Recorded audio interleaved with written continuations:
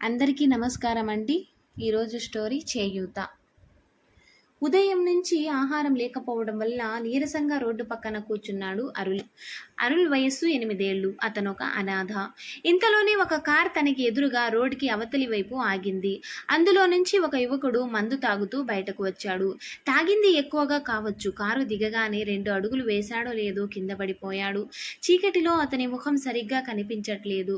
Car పక్కకి ఆపటం వల్ల indicators blink అవుతున్నాయి. వాటి వెలుతురులో అతని ముఖం చూశాడు అరుల్. తను చిన్నవాడే అయినా ఆత్మాభిమానం ఎక్కువ. కష్టపడి పనిచేసేవాడే కానీ ఇప్పటి వరకు ఎవరిని చేయి చాంచి అడుక్కోలేదు. కానీ ఇప్పుడు అవసరం వచ్చింది. బాగా ఆకలి వేస్తుంది. ఏదైతే అదే అయ్యింది. అతన్ని సహాయం అడగాలని అతని దగ్గరకు వెళ్ళి నిలబడి చూస్తుంటాడు. మద్యం మత్తులో ఉన్న అతను పక్కన ఉన్న అరుల్ని చూసి ఏంటి అన్నట్టు కనుబొమ్మలు ఎగరేశాడు. అప్పుడు అరుల్, ఆకలిగా ఉంది, మీరేదన్నా పని ఇప్పించండి, చేస్తాను. ఆకలిగా ఉంది, పని చేసి భోజనం చేస్తాను అని అడుగుతాడు. ఆ మాట విన్న అతనికి ఒక్కసారిగా మత్తు దిగిపోయేంత పనైపోయింది. కాసేపు ఏదో ఆలోచించి, సరే సరే, నేను నడిచే స్థితిలో లేను, ఇదిగో ఈ డబ్బు తీసుకొని ఏదైనా కొనుక్కో అని ఇస్తాడు. దానికి అరుల్ అంగీకరించడు. పని చేశాకే ఇవ్వండి, ముందు పని చెప్పండి అంటాడు. రేపు నువ్వు ఇదే టైంకి ఇక్కడే వెయిట్ చేయి, నీకు పని ఇస్తానని, ఈరోజు భోజనం చేయి అని తను చెప్పి వెళ్ళిపోతాడు. సరే అని డబ్బులు తీసుకుని అక్కడ నుంచి వెళ్ళిపోతాడు. భోజనం చేస్తూ మనసులో అతనికి థ్యాంక్స్ చెప్పుకుంటాడు. మరుసటి రోజు సాయంత్రం అతని కోసం ఎదురు చూస్తుంటాడు. ఎంత సమయమైనా అతను రాకపోవడంతో చేసేదేమీ లేక అక్కడి నుంచి వెళ్ళిపోతాడు. మరునాడు ఉదయం ఎవరైనా పనిస్తారేమో అని దగ్గరలోని లేబర్ అడ్డాకి వెళ్ళి నిల్చొని చూస్తుంటాడు. ఇంతలో అరుల్ ముందు ఒక కారు వచ్చి ఆగుతుంది. అతను బయటకు వచ్చి కారెక్కు అని అంటాడు. సరే అని ఇద్దరు వెళ్తుండగా ఒక షాపింగ్ మాల్ దగ్గర ఆపి అరుల్ చెయ్యి పట్టుకొని లోపలికి తీసుకొని వెళ్తాడు. లోపలికి వెళ్ళిన అరుల్ షాపింగ్ మాల్ని ఎప్పుడూ బయట నుంచి చూడటమే కానీ ఎన్నడూ లోపలికి వెళ్ళలేదు. దానివల్ల ఆశ్చర్యంగా చూస్తూ అలాగే ఉండిపోయాడు. ఇంతలో అతను వచ్చి తనకి బట్టలు మార్చుకో అని చెప్పి కొత్తవి ఇస్తాడు. ఎందుకు అంటాడు అరుల్. నీకు సమాధానం కావాలా, పని కావాలా అని అతను అంటాడు. సరే అని మార్చుకొని వస్తాడు. మళ్ళీ ఇద్దరు కారులో పోతుండగా రెస్టారెంట్ దగ్గర ఆగి లంచ్ చేస్తారు. అతని మాటలు చేతలు ఆశ్చర్యం కలిగిస్తుంది అరుల్కి. కానీ మౌనంగా అంతా గమనిస్తూనే ఉన్నాడు. లంచ్ అయిపోయాక అరుల్ని అతని ఫ్లాట్కి తీసుకుని వెళ్తాడు. అసలు తాను ఏం చేయాలో ఏమీ అర్థం కావట్లేదు అన్నట్టు మొహం ఆశ్చర్యంగా పెడుతున్నాడు అరుల్. ఆ విషయం అర్థమయ్యింది అతనికి. నువ్వు రెస్ట్ తీసుకో, నీకు రేపు ఒక్కదారికి తీసుకెళ్తాను అని చెప్పి అతను ఆఫీస్కి వెళ్ళిపోతాడు. ఇంద్రభవనం లాంటి ఇంట్లో అరుల్ ఒక్కడే. ఏం చేయాలో తెలియక ఇల్లంతా తిరుగుతూ చూస్తూ రోజంతా గడిపేస్తాడు. ఇంతలో అతనికి ఒక బుక్ కనిపిస్తుంది. చదవాలి అనిపించినా కానీ చదవడు. గుర్తుగా ఉంటుంది అని ఓ బుక్ని తీసుకుని తన బ్యాగ్లో పెట్టుకుంటాడు. చీకటి పడడంతో అతని కోసం ఎదురు చూస్తూ కూర్చున్న చోటే నిద్రలోకి జారుకుంటాడు. మార్నింగ్ 5 గంటలకి అలారం మోగుతుంది. బద్ధకంగా అప్పుడే తెల్లారిందా అనుకుంటూ లేస్తాడు అభి. అమ్మ కాఫీ అంటూ బెడ్ మీద నుంచే అరుస్తుంటాడు. తెస్తున్నా అని అమ్మ గొంతు వినిపించటంతో అమ్మ వచ్చాకే లేద్దామని మళ్ళీ కళ్ళు మూసుకొని అలా నిద్రమత్తులో ఉండిపోయాడు. ఒక్కసారిగా పెద్ద శబ్దం, భూకంపం వచ్చినట్టు ఇల్లంతా ఊగిపోయింది. నిద్రలో ఉన్న అభి ఉలిక్కి పడి లేచి చూసేసరికి ఇల్లంతా మంటలు. ఎదురుగా అమ్మ నాన్న మంటల్లో చిక్కుకొని ప్రాణాలు కోల్పోయారు. అది చూడగానే ఒక్కసారిగా గుండె బరువెక్కింది. తాను కూడా స్పృహ తప్పి పడిపోతాడు. ఆ షాక్ నుంచి తేరుకొని చూసేసరికి తను హాస్పిటల్లో ఉంటాడు.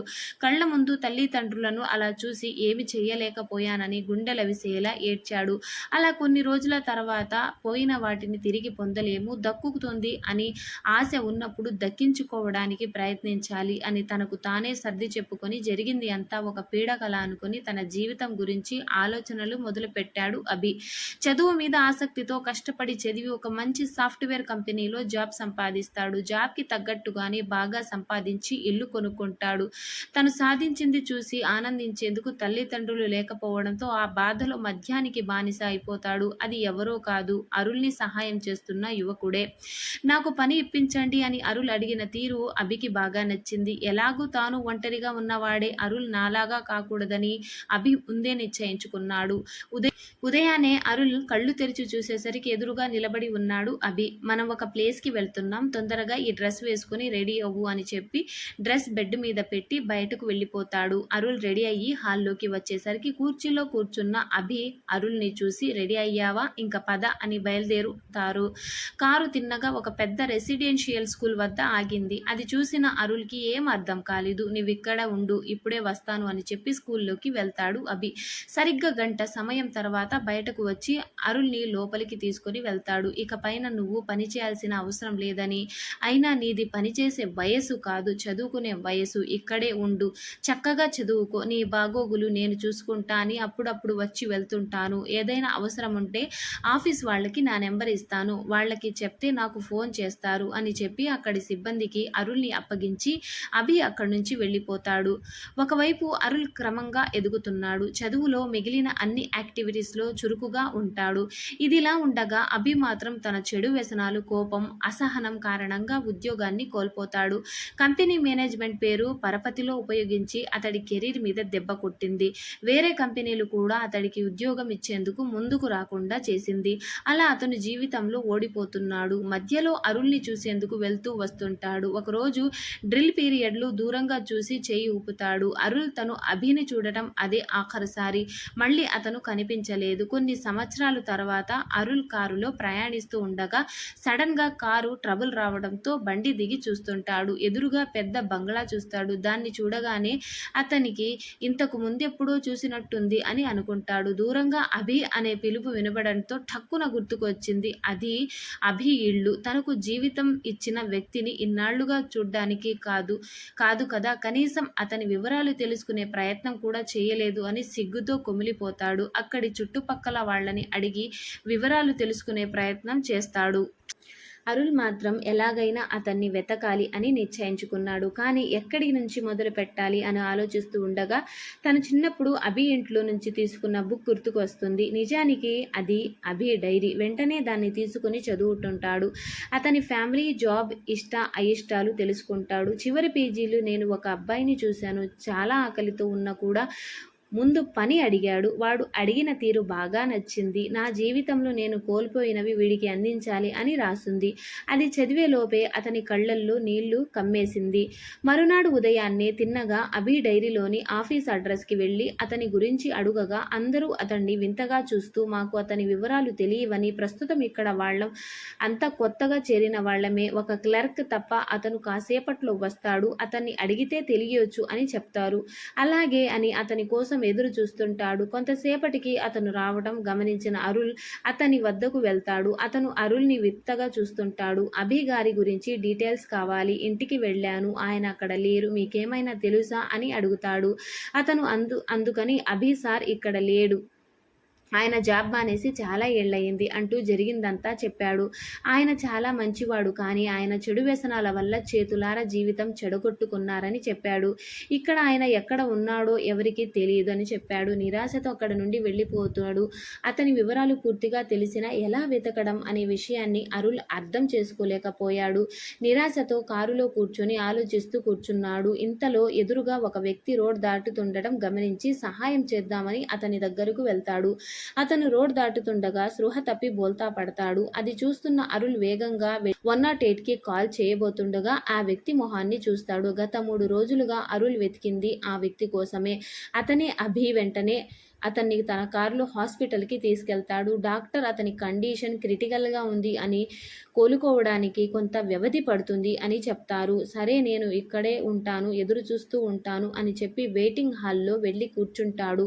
అతన్ని దగ్గర నుండి చూసుకుంటాడు. అలా 2 రోజులు గడిచిపోతాయి. 3వ రోజు ఉదయం అభికి స్పృహ వస్తుంది. అది గమనించిన నర్సు సినిమాల్లో చూపించే విధంగా పరిగెత్తుకుంటూ రిసెప్షన్ దగ్గరికి వచ్చి అరుల్కి విషయాన్ని సిజిబి డాక్టర్ గారికి ఇన్ఫర్మేషన్ చేస్తాను అంటూ వెళ్ళిపోతుంది. అరుల్ పరిగెత్తుకుంటూ వెళ్ళి అభి ముందు నిల్చుంటాడు. అప్పుడే బలవంతంగా కళ్ళు తెరుస్తున్న అభిని చూసి అరుల్ ఆనందాన్ని అవధులు లేకుండా పోయాయి. కానీ అభికి తానెవరో ఇంకా చెప్పలేదు. మౌనంగా బయటకు వెళ్ళి నిల్చున్నాడు. డాక్టర్లు, నర్సు అందరూ అభి దగ్గరకు వచ్చి హౌ ఆర్ యూ, ఇప్పుడెలా ఉంది అంటూ ప్రశ్నించారు. వాళ్ళందరినీ అయోమయంగా చూస్తూనే అభి నేను ఇక్కడికి ఎలా వచ్చాను అని డాక్టర్ని తిరిగి ప్రశ్నిస్తాడు. దాంతో బయట ఉన్న ఆ కుర్రవాడే మిమ్మల్ని మిమ్మల్ని ఇక్కడకు తీసుకువచ్చాడు. 3 రోజులుగా ఇక్కడే ఉంటూ మీ సేవల్ని చేస్తున్నాడు అని చెప్పి అతన్ని తర్వాత మీకు ఇంకా ట్రీట్మెంట్ అవ్వాలి, మాకు కొంచెం సహకరించండి అని చెప్పి డాక్టర్ వెళ్ళిపోతాడు. కొద్దిసేపటికి అరుణ్ లోపలికి వచ్చి అభి ముందు నిల్చుంటాడు. డాక్టర్లు చెప్పిందని నీ గురించేనా అని అడుగుతాడు. అవును అంటాడు. అరుణ్, ఇంతకీ ఎవరు నువ్వు? నా కోసం ఎందుకు ఇంతగా తపనపడి సేవలు చేస్తున్నావు అని అంటాడు. దానికి చిన్నగా చిరునవ్వు నవ్వుతూ అరుణ్ ఒక పుస్తకం, ఒక ఫోటో తన బ్యాగ్లో నుంచి తీసి అభి ఎదురుగా టేబుల్ మీద పెట్టి కిటికీ దగ్గరకు వెళ్ళి నిల్చుంటాడు. ఆ బుక్ అభి డైరీ. అరుణ్ని స్కూల్లో జాయిన్ చేసేటప్పుడు అక్కడి రూల్ ప్రకారం ఒక ఫోటోగ్రాఫ్ ఇవ్వాల్సి వచ్చింది.